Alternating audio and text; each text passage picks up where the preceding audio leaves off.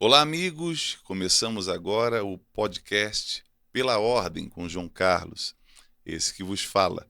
E hoje nós vamos tratar aqui alguns aspectos sobre a prestação de contas do ano de 2022. E conosco aqui está a Hélida, uma profissional da comunicação. Vamos conversar bastante aqui, Hélida. Oi, obrigada, viu, por estar participando aqui desse nome, né? Pela ordem. É muita coisa para conversar, acho que uma hora não dá tempo não, viu, vereador? Mas vamos batendo papo bom aqui, porque tem Vamos. muito que prestarmos conta do nosso trabalho para aqueles que estão sempre nos acompanhando, estão aí nas redes sociais, estão nas mídias sociais, acompanhando o nosso trabalho, e nós queremos desde já agradecer, inclusive, a estes que de uma forma espontânea têm procurado saber sobre o trabalho que fazemos, porque é necessário que qualquer servidor público ele venha servir da melhor forma o público. Não pode ser apenas um servidor, mas tem que ser um servidor que procure sempre fazer o seu melhor, ainda mais numa situação como a nossa. Nós fomos eleitos e somos representantes de uma boa parte da população, então nós temos que fazer e fazer muito bem feito, né? Isso mesmo. Eu acho muito legal isso, essa sua iniciativa, viu, desse podcast, porque é um momento de realmente se eu falar toda essa sua rotina aí, né, que antes, nos bastidores aqui, você estava contando, né, gente, acordar às 5 horas da manhã e dormir quase 24/7, viu? Né, conciliando tudo, isso é muito legal, né? As pessoas que, não só as que votaram, mas as pessoas que querem mudanças ali, né, nessa questão da política, acompanhar as mudanças na cidade, melhorias, eu acho que isso é muito bacana, essa prestação de contas, né, e falar um pouco aí dessa atividade de vocês aí tão intensa. Então, Hélida, nós, por exemplo, fomos os provocadores dessa lei número 2.966, que proíbe a instalação e o uso de banheiros multigêneros em Manaus. E ela foi sancionada. Essa daqui é uma das que nós mais conversamos com as pessoas, porque ela acabou trazendo o despertar de algumas pessoas no sentido de que nós estávamos assim tentando prejudicar. E de forma nenhuma. A nossa ideia é jamais prejudicar alguém, e sim trazer um conforto, trazer um ambiente adequado para que cada pessoa possa, assim, acessar e fazer uso, né, do local. Nós sabemos que há muitos que procuram, às vezes, trazer ideias inovadoras, ideias muito boas, só que tem que ter muita cautela, porque acaba ferindo, acaba ofendendo, acaba atingindo pessoas, e nós temos que ter cuidado com isso. Fazer uma mudança assim muito drástica, né? Isso aqui ficou muito em alta, né, no É, Google, né, sobre essa questão dos banheiros aí multigêneros. Teve algumas cidades que chegaram a aprovar a lei, não foi? Ou não, foi sim, só tramitando, né? sim, sim. Na verdade, por não existir a lei, né, então acabou fazendo e tiveram, infelizmente, algumas situações muito indesejadas, né? Provocando assim algumas violências, provocando algumas situações muito é, é, traumatizantes. Essa é que é a verdade. E aqui a lei, ela o senhor já veio meio que, né, com a agilidade de proibir essa instalação dos banheiros, né? Isso aí viralizou muito na internet. É uma coisa importada, né? Trouxeram, né, de muitos países aí que tem, mas realmente eu acho que isso mexe um pouco com a família, né? Eu acho que Sim. isso, as pessoas, de modo geral, independente de religião, eu acompanho os comentários ali na internet, deve ser muito constrangedor, né? Para as pessoas que, de repente, pai, mãe tá com criança e passar por esse tipo de situação. A própria mulher entrando num local assim, aí tem a surpresa de entrar um homem também no mesmo ambiente, ambiente onde é preciso se despir de uma certa forma, pelo menos, para poder fazer uso. É Então, é constrangedor. É. constrangedor, é no mínimo constrangedor. E o senhor recebeu muito parabenização dessa lei? Me conta, porque isso aí Maior parte, sim. é a confusão na internet, né? Grande parte, É. sim. Assim, pessoas agradeceram a sensibilidade, mas também teve aqueles que tiveram as críticas um pouco assim bem ácidas. Mas nós compreendemos essas pessoas que têm as suas opiniões, mas nós precisamos manter como ponto inicial de qualquer situação o respeito. O respeito às pessoas, o respeito não apenas de ir e vir, mas também de uso. Sim. Né? O respeito da mulher, o respeito, porque são muitas as mulheres que sofreram violências, são crianças, o número, infelizmente, de crianças, adolescentes e mulheres que sofreram e sofrem violência no nosso país aumentou, não diminuiu. Infelizmente aumentou, mesmo com todo o trabalho que é feito. Rigor da lei, denúncia, tudo, os canais de denúncia, né? Agora, essa lei está muito alinhada, né, vereador, dentro do seu pilar, né, bandeira mesmo, que é A família, família. né? Então, funciona um pouco assim, você é um parlamentar, né? Aí Sim. começa a ter as pautas nacionais aí, que todo mundo quer implantar tudo no Brasil, né? Uhum. E aí o senhor entra com essa atuação mesmo, porque é uma bandeira sua, de zelar por esse conceito amplo de família, mas para garantir... Família tradicional. Nós não temos aqui nenhum ataque a ninguém, mas precisamos zelar pela família tradicional. A sociedade ela é formada por comunidades, e a comunidade ela nasce dentro de uma família, e uma família tradicional. E nós sempre tratamos assim, sempre enxergamos assim. Mas, continuando aqui, nós neste ano tivemos 1.496 requerimentos, 38 indicações, 21 moções, 14 projetos de lei. E aqui Colocando estão aí. aqui as nossas bandeiras, está aí a família, valores cristãos, esporte, mulher, criança e adolescente, empreendedorismo, mas não significa que é apenas isso. Né? Essas são as que nós mais salientamos aqui para conversarmos um pouco. Aumenta aí, Ezequiel. Mas aí, isso, obrigado. Tá bem. Agora, esses requerimentos, vereador, geralmente são que tipo de ações e o que pode até a gente explicar, né? O que é o requerimento Eu que o senhor faz? explico. A nossa equipe, nosso gabinete externo, como nós chamamos, porque há aqueles que estão direto conosco ali no dia a dia, no gabinete interno, para o exercício comum do parlamento, né? Mas existe aqueles que trabalham conosco no gabinete externo, são os que estão nas ruas, são os que estão atendendo às solicitações com respeito à saúde, com respeito à situação da rua, situação da iluminação, a situação da quadra, a situação disso, daquilo, tudo que move a cidade. Aí o nosso gabinete, as pessoas enviam pelo 993108010. Repete aí que a gente vai ter que repetir esse dado. Esse é o número que nós mais utilizamos, é muito utilizado, inclusive está disponível no nosso Facebook, Twitter, Instagram, 993108010. Esse é o telefone, com prefixo 92.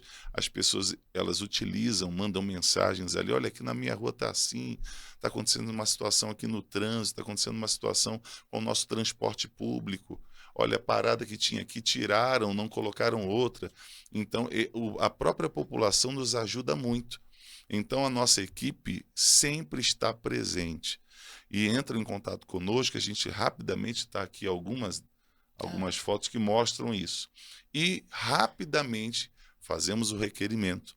Enviamos, então, para a secretaria que deve fazer o tal serviço, ou o órgão público responsável por aquela situação, entramos em comunicação e esse é chamado de requerimento.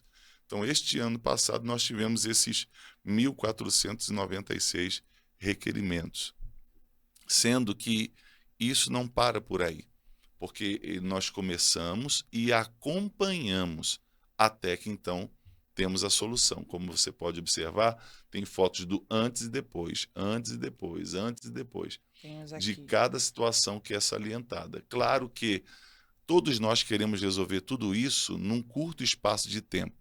Porém, não tem como. Eu tô vendo aqui, olha, as ruas aqui nessa Caricó, né, no Monte de Oliveiras, que tava só buraco, e aí tem um asfaltamento depois, Tancredo Neves. É muito essa questão de buraco nas ruas que incomoda, que isso aí não é um buraco que possa dizer que é um buraco que atrapalha a passagem mesmo, né? Mas também não, assim, não se resume apenas na questão de infraestrutura.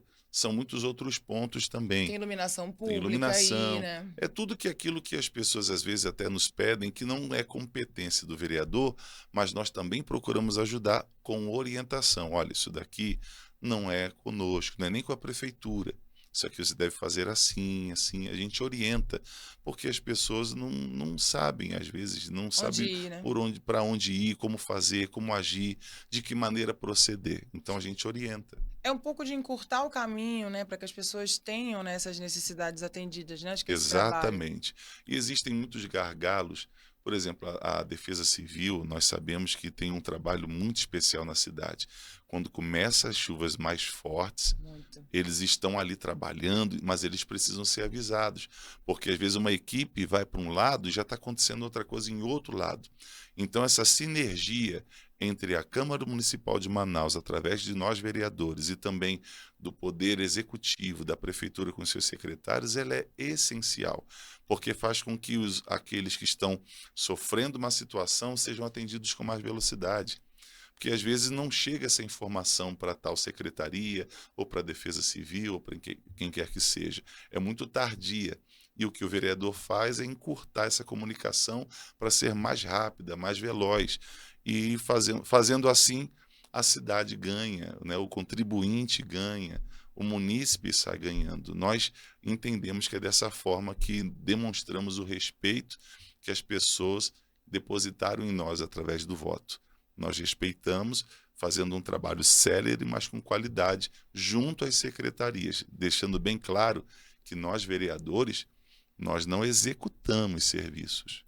Nós legislamos e fiscalizamos o que a prefeitura faz, mas nós também trabalhamos com esses requerimentos solicitando que a prefeitura faça com maior velocidade, mas entendemos também que tudo tem um tempo adequado. Que a fila é grande, né? Demanda de serviço Muito muito grande, grande, né? muito grande. Mas com certeza eu acho que as pessoas se sentem representadas por vocês, né? Quando faz um requerimento pelo senhor, e aí eu Sim, sei que o senhor vai lá, né, com o secretário, né? Eu acho que também tem essa liturgia do cargo, a facilidade de acesso, acho que tem ajudado muita gente, né? E mudar a realidade deles ali, coisas que demoram, que estão ali esquecidas, né, também. exato, exato. E veja que nós fizemos isso de requerimento oficialmente. Fora as ações que fazemos, foram mais de 10 mil ações realizadas nesse ano Ó, passado. Então, não é pouca coisa. nossa, 10 mil. E essas ações envolvem o quê? Tudo, Tudo. tudo, tudo, todo tipo de atendimento que fazemos, que às vezes não conseguimos fazer através de um requerimento para uma tal secretaria, nós podemos fazer de uma ação direta nossa.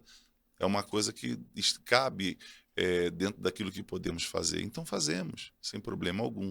Então foram mais de 10 mil ações realizadas de atendimento ao público, de atenção às pessoas, de orientação às pessoas, de visitação a cada uma delas. Aí nós deixamos, inclusive, uma carta aberta à população manauara, deixando o nosso muito obrigado e pedindo sempre que Deus venha abençoar essa cidade, esse povo tão querido.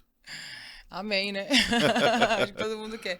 Agora, se eu conseguiu, nesse ao longo do mandato, se eu conseguiu tentar entender qual é a principal hoje dificuldade da cidade de Manaus, que serve até para vocês cooperarem ali com a gestão, né, do prefeito. O que a cidade mais precisa, assim, um olhar de atenção, de um modo Algumas geral? coisas É. melhoraram e melhoraram bem. Outras se repetem. Outras, infelizmente, se repetem, como o transporte público, apesar de já estar melhorando. Mas ainda existe esse gargalo. O nosso trânsito, por exemplo, é uma coisa muito séria, porque a cada ano que passa são mais veículos que estão nas ruas, as mesmas ruas. Sem Pode ampliar, ser, né? você pode colocar o melhor asfalto que tem, mas o volume aumentou. E o volume de população aumentou. Olha como é a nossa cidade. Há 23 anos atrás, no ano de 2000, nós tínhamos aqui em Manaus cerca de 1.300.000 pessoas. Hoje nós estamos quase com o dobro. 1.200.000 e pouco, estamos aí com quase 2.400.000 pessoas. Mas é basicamente a mesma estrutura que existia agora. E a infraestrutura em si não conseguiu acompanhar a velocidade desse crescimento. Então, você avolumou o número de pessoas dentro de uma cidade e os serviços, muitos deles não aumentaram tanto, né? Você acaba ficando assim realmente sufocado e é necessário ter uma atenção rápida. E essa massa toda fica muito prejudicada, né? Fica. Que mais precisa de Verdade. saúde, transporte público, né? Então tem que ter esse olhar de responsabilidade e de velocidade. Aí você tem que fazer coisa rápida, bem feita e não erra não, viu? Aí, é uma coisa assim que tem que ser fiscalizado sim pelo vereador, mas nós vereadores temos que estar sempre atentos ao seguinte: ser útil, não apenas um crítico. Porque viver apenas na crítica, criticando, criticando, criticando, falando mal, eu estou ajudando ou eu estou atrapalhando? Porque não é possível que não estejam trabalhando ali, não é possível que não estejam fazendo o que deve ser feito. A gente também tem que ter dar uma credibilidade ao que está sendo feito. Não é possível, meu Deus do céu. Claro que fiscalizando viu errado, tem que apontar o erro para fazer consertar. Não é também ignorar aquilo que é de nossa competência, é fiscalizar. Porém, fiscalizar é uma coisa e apenas criticar é outra. A gente precisa somar, precisa evoluir com a cidade.